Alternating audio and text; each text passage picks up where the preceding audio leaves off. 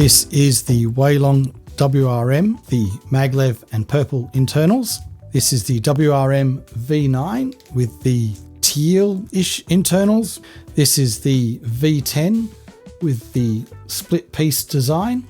And this is the Super Weilong V2. Today we've got the Weilong V11 UV coated 20 magnet ball core maglev blah blah blah cube. I need to open this. Let's go. Where are my scissors? Okay.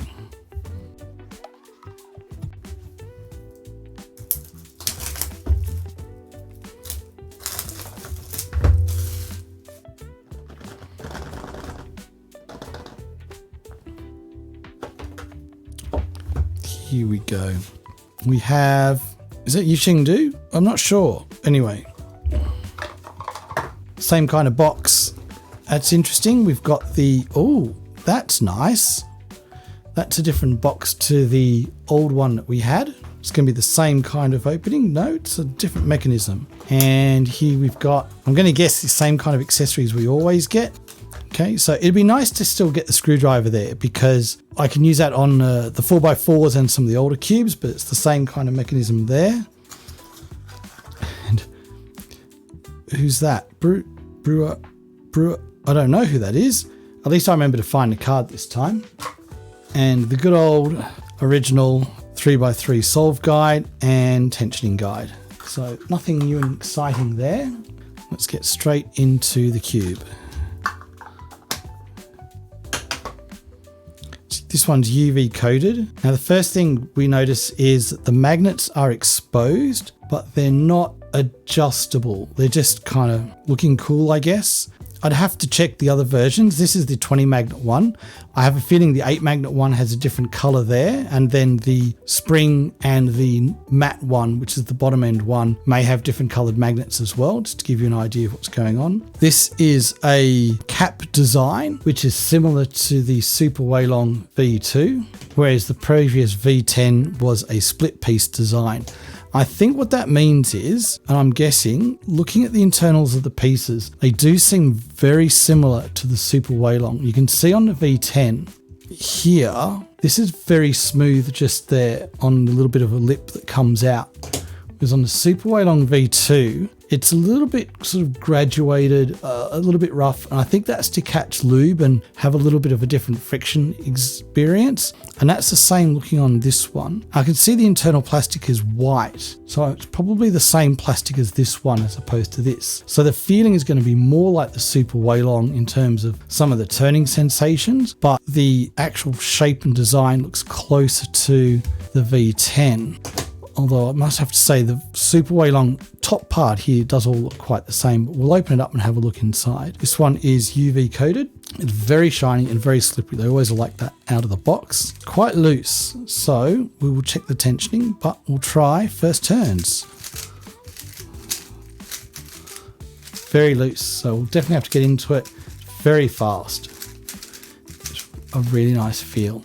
Yeah, it's very, very fast. It's very, very loose. So let's have a look inside at the piece design. Ooh, that's interesting. That looks closer to the Super Weilong.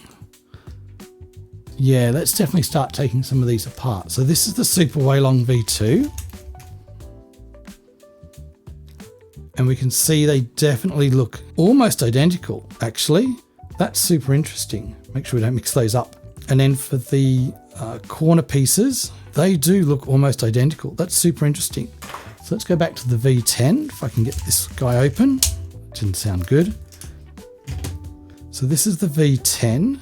That does look pretty similar, but this one's a bit fatter. Interesting. And then for the corner pieces, so we still have the dragon scale design, the exposed magnets. The stock here is a complete solid piece, whereas this one you can see with a split design, I have to put it inside. Those go there, those go there. And then the ball core is a clear plastic ball core, which is quite pretty, and everything else. So that's That's interesting. I thought the V10 was quite different to the Super Waylong V2, but they all look like they've got the same kind of lineage and design structure to it. What I think about this one is because they're using the softer, I think it's a softer nylon plastic here, you're going to definitely have a different sensation in the turning. So let's look at the adjustment system. Same as always. Now, just to confuse you, in Super Waylong V2, this is maglev, and it's the same color here, that teal color. But in the V10, when it first came out, I think they hadn't decided on their color scheme yet, and so it's that color. And it's confused me a lot when I was looking at different variations of them. So this is set to 3.3, which is kind of my favorite, but I have a feeling maybe because of the slightly different structure and design, I might have to tighten it a little bit. Definitely it feels very, very loose, and I'm not sure if I like that at the moment.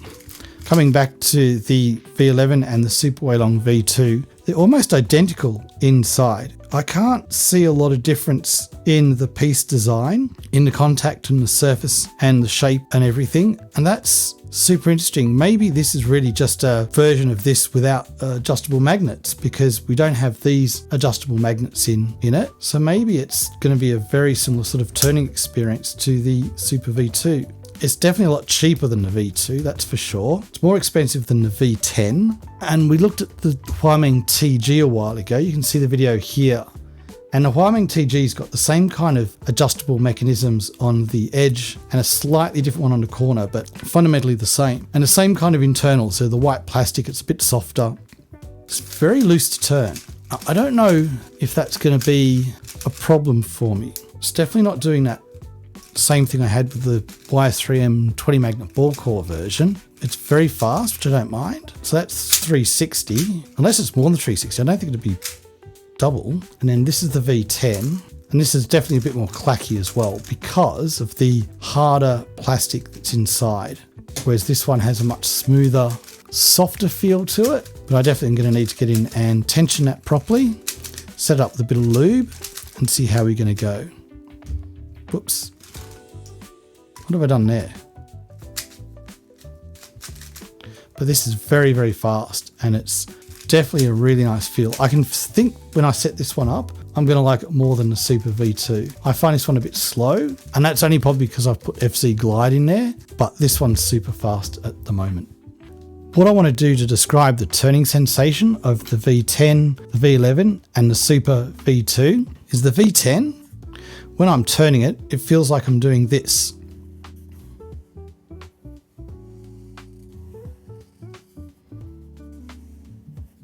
When I'm turning the Super Waylong V2, it feels like this. And for the V11, it's kind of in between.